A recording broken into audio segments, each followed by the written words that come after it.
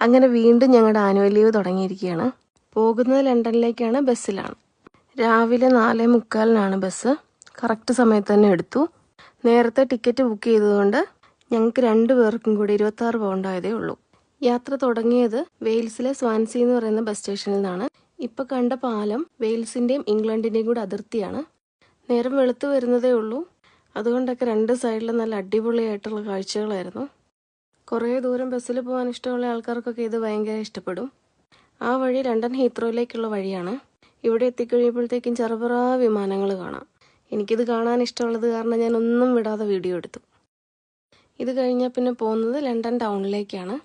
അവിടേക്കെങ്കിൽ ചെന്ന് കഴിഞ്ഞാൽ പിന്നെ ഭയങ്കര രസമാണ് അവിടുത്തെ കെട്ടിടങ്ങളും എല്ലാം കാണാനായിട്ട്. നല്ല വലിയ കൊട്ടാരം പോലത്തെ കെട്ടിടങ്ങൾ. സ്ട്രെസ് റിലീഫിന് ഇടയ്ക്ക് ഇങ്ങനെ ഒരു യാത്ര പോകുന്നതൊക്കെ നല്ലതാണ്.